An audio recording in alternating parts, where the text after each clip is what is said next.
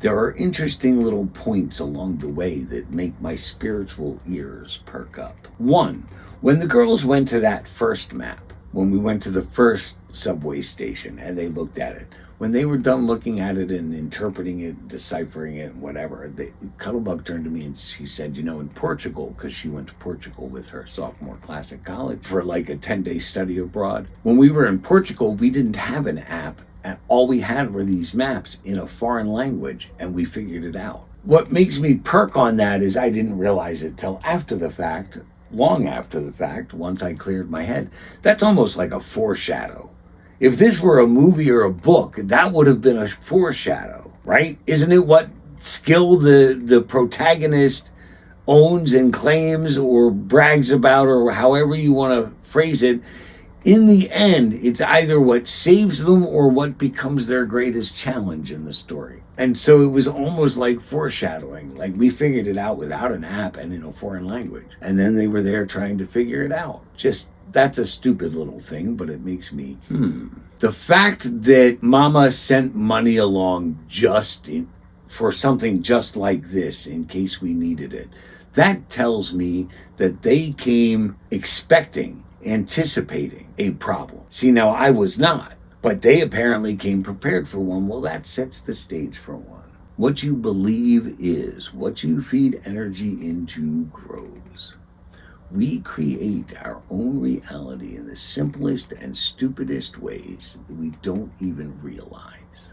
I think it's interesting that they made such a big stink about me. They didn't use the words necessarily, but it was everything they said and how they said it. But basically implying that I'm exaggerating my stroke situation, my body and my limitations, and I can do more. And I think it's interesting because in doing that, they are doing to me exactly what Cuddlebug has complained to me about other members of her family doing to her, assuming she should just be able to do anything and that it's not as bad as she makes it out to be. You just put that same shit on me. And the funny part is, you have absolutely no clue what I go through because you're not engaged in my life. So you don't know the daily struggle. In regards to the bitching and whining, yes, as you've noticed, I will comment. I will tell you what doesn't work and what the struggles are and what I face every day. Not because I'm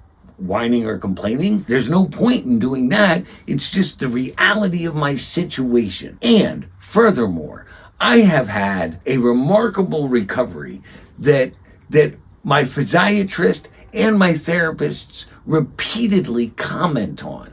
I have done things that make my therapist laugh. It amuses them that I pull it off. It makes them cringe a little. You did what? Are you sure you should be? It's not a matter of whether or not I should be. I had to be. Pushing the car across the intersection. That little dresser, hefting it up over a headboard and maneuvering it down while standing on another piece of furniture.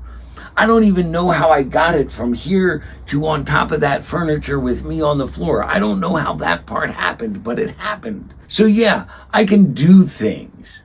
They come every once in a while, few and far between. I couldn't do them all the time or every day, but in a moment of necessity, I can push a little bit and get something done, like hefting up those steps as quickly as I could to follow them because I didn't want them alone in Boston. Considering that I have had such a remarkable recovery and I do pull off these bizarre things, I think I've earned the right to comment on the shit that doesn't work. Because I don't live in it either. It just doesn't work. And I move on and I figure out how to do it. And that played into the problem. Like one of the things I brought up while the fight was happening was that, like, my daughters, it's fine to a certain point. My daughters left me on my own. Like both in Salem and in Boston, but more in particularly in Boston, which was a lot more steep hills and steps, which are harder for me to do. They stayed a good distance ahead of me, and very rarely, except for when they wanted to like turn a corner or they wanted to do something or go in a particular direction, they very rarely like turned around, engaged with me, acknowledged me, or more importantly, checked on me. They have no idea how many times I almost fell walking through Boston. It was cold, it was rainy, the cold and damp make this all much harder to work. See, that's what I mean. It's not about bitching, it's about acknowledging. Cold and the damp make this harder to work. Hills and steps down, both harder to do. I can't help that. It's just what it is. I don't bitch about it, but I'll acknowledge it because it's the reality of my life. And at one point they left me with a bag with something heavy in it, my walking stick, and a coffee, all to carry at once, with no like looking back. And the thing is, I can't hold the coffee and the walking stick in the same hand, and I have to hold the coffee in this hand because I can't hold it in this one. Here, let me get something that's not gonna spill, in case I haven't done this demonstration for you yet.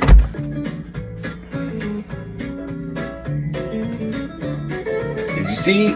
Right off the bat, and it's still dropping. So if I try to hold a coffee in this hand, sooner or later it does that. So now I'm trying to walk, holding the coffee in my right hand and trying to use my walking stick with my left, which never works out because it's the wrong side. And on top of it, on the left, I have this bag with something heavy in it. And the heavy gets hard to manage after a while. Don't mean to bitch. How do you have a disabled person with you? And I realize they have issues of their own, but how do you have a disabled person with you, your own father, and never, like I would never let my mother hang back all by herself alone, like even when we weren't getting along like we do now. I didn't.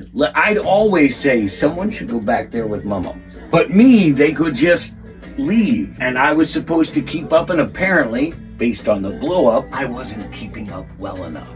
I wasn't trying hard enough. I can do better. So let's talk about this prop. This was bought not because I wanted it, but because Cuddlebug eyeballed it, and she said, ooh, that looks good. Now I realize she's 20 and a half, but I also realize she already drinks.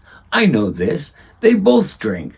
I know this. But let's be real. Didn't we all? So I know they drink. And she thought this looked neat. I said, if you want to try it, I'll buy it. And we'll try it tonight, right? I know, wrong of me.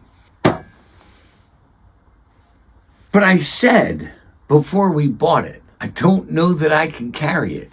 You can't tell by looking at it, but that's got some good weight to it. And Cuddlebug said, well, in my bag, I can either carry my water bottle or that. Okay? And Sunshine said, well, I shouldn't be carrying it, that we could get in trouble. It's like, no, you won't get in trouble because you're not buying it and you're not drinking it. You're carrying it for me, and I think it's fairly obvious why. But no, I ended up carrying it in a plastic bag. And so this is the thing, this weight, and this, wait. Ready?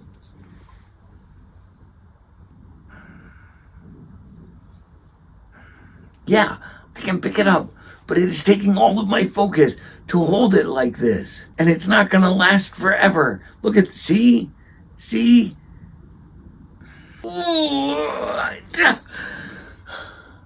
But I'm faking it. I'm exaggerating. That, you just watched it. And that's the weight I had to carry around with my walking stick. It slowed me down and it fucked me up. I think part of the problem was Cuddlebug overextended herself. The kind of walking we did in Boston was not good for her physically, and I'm sure she was feeling it. But being from my seed, she also has my stubbornness, thick-headedness, and determination. She will not show you weakness. She is determined to be strong and push through. And she is determined to do it all on her own without leaning on anybody else. Who the fuck does that sound like? So I think she overdid it. And I start to look at all of this stuff, and I can see that the things were all in motion for it to happen, to brew and bubble and boil over.